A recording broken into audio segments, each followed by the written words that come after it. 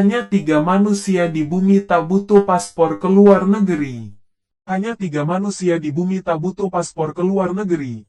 Paspor menjadi dokumen wajib yang harus dibawa setiap orang kala bepergian ke luar negeri, karena menjadi persyaratan masing-masing negara. Namun, ternyata peraturan paspor sebagai syarat nyebrang ke negeri orang lain tak berlaku bagi semua orang. Setidaknya ada 3 manusia di bumi ini yang tak membutuhkan paspor untuk berseliweran ke negara lain, sebab memiliki gelar yang teramat istimewa. 3 orang itu ialah Raja Charles III dari Inggris, Kaisar Naruhito serta istrinya Permaisuri Masako dari Jepang. Sebelum Raja Charles III, hak istimewa ini juga dimiliki Ratu Elizabeth II.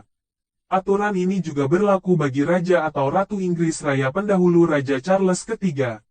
Demikian pula dengan Kaisar Naruhito dan Permaisuri Masako. Para pendahulu Kaisar dan Permaisuri Jepang tidak perlu paspor jika keluar negeri. Jika hendak keluar negeri, ajak Ratu Kerajaan Inggris hanya membawa dokumen yang dikeluarkan di atas nama mereka.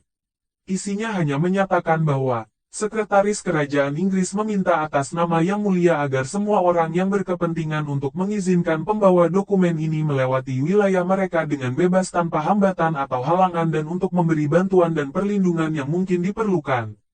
Sementara itu, di Jepang, dokumen kementerian bertanggal 10 Mei tahun 1971 menginformasikan bahwa akan sangat tidak pantas mengeluarkan paspor untuk kaisar atau permaisuri.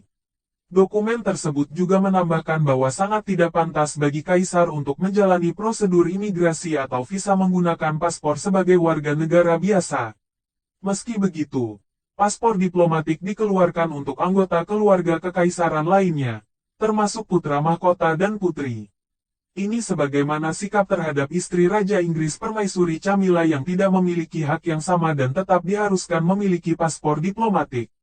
Kaisar dan permaisuri di Jepang pun hanya diminta untuk menyimpan dokumen kementerian untuk diri mereka sendiri.